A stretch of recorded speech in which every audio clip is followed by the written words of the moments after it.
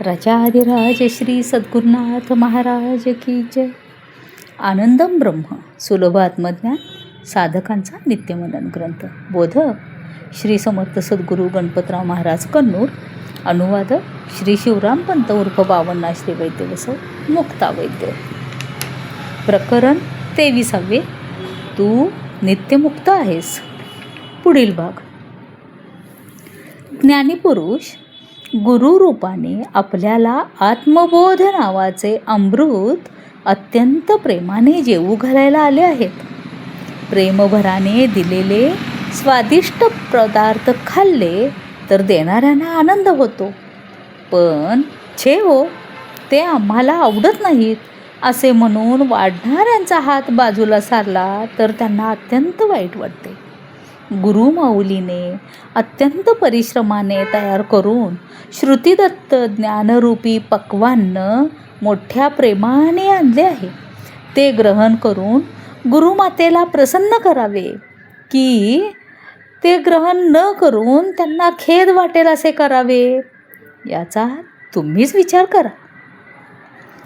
साधकाला आपण ब्रह्मस्वरूप आहोत याबद्दल किंचितही संशय असू नये. अहम ब्रह्मास्मी चा अर्थ त्यांनी सुस्पष्टपणे जाणायला हवा. मी ब्रह्म आहे म्हणजे हा देहरूपी मी ब्रह्म आहे असे नाही, तर मी अहम मम नाहीसा झाल्यावर जे उरते ते नैज स्वरूप ब्रह्म आपण आहोत. उदाहरणार्थ, दूरवर पडलेली दोरी सापाप्रमाणे वाटत असताना जाणकार मात्र ती दोरी आहे असे समजावून सांगतात. अहम ब्रह्मास्मी वाक्य ही त्याचप्रमाणे आहे. सारांश, देहभाव धरणारा तू ब्रह्म नाहीस बाबा.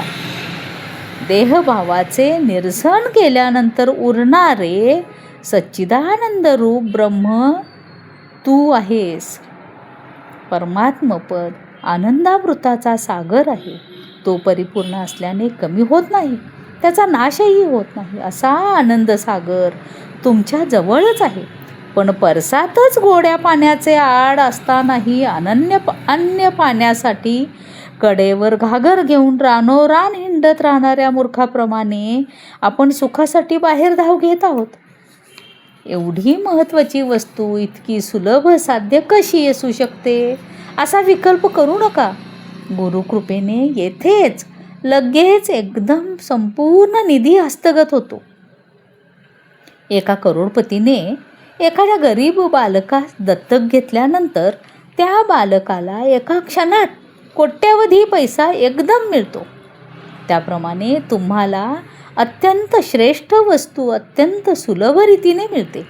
आपले भाग्य उजळवणाऱ्या श्रुती गुरूंच्या या हितवचनावर विश्वास का ठेवू नये? ते मिळणे शक्यच नाही अशा घातक विचारांचा हट्ट का करावा? फार साधन करावे अशी साधनाची ओढ घेऊन हा निधी हरवून घेण्याचा व्यापार कशासाठी करावा? याला श्री वशिष्ठ महर्षी एक उदाहरण देतात. एक विकल्पी दरिद्री होता. तो जात असताना वाटेत एक रत्न पडलेले त्याने पाहिले. ते पाहून त्याने, वाटेत रत्न पडणे कधीतरी शक्य आहे का? कदापि शक्य नाही, म्हणून छे, हे रत्न नव्हेच. आणि माझ्यासारख्या अष्टदरिद्री माणसाला ते अनमोल रत्न सापडणे कधीतरी शक्य आहे का?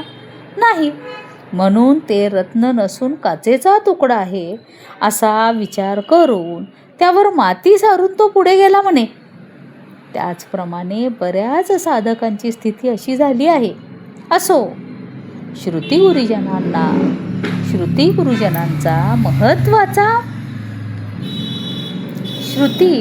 गुरुजनांचा महत्त्वाचा सिद्धांत म्हणजे परवस्तू आपल्यात पाहून घेतल्याने, तशी भावना केल्याने ती प्रगट होते.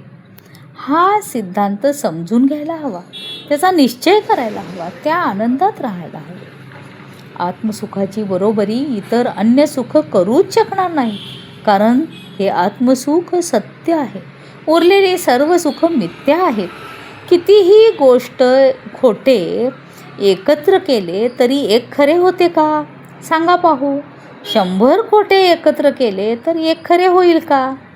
किंवा 1000 एकत्र केले तर? जितके जास्त खोटे तितके मोठे खोटे होईल, पण थोडेफारही खरे प्राप्त होऊ शकणार नाही. आपली स्थिती ही अशीच झाली आहे. आपण अनेक खोटी विपरीत सुखांची बेरीज करून एक महान सुख प्राप्त करून घ्यावे असा असाध्य प्रयत्न करत आहोत. त्या उद्देशाने कितीतरी विषय गोळा करतच आहोत, पण त्यामुळे काय झाले? तितक्याच जास्तीच्या उपाधी चिंताच पाठीशी लागल्या आहेत, पण सुख काही मिळाले नाही. दुःख देणाऱ्या मिथ्या उपाधीचा अभिमान बाळगून व त्यात सुख आहे अशी भावना करून घेऊन आपणच त्यात रुतून गेलो आहोत. त्यातून बाहेर पडून मीच स्वयमेव आहे त्या स्थितीत सुखरूप आहे अशी भावना करून आपण नित्यमुक्त होऊ शकतो.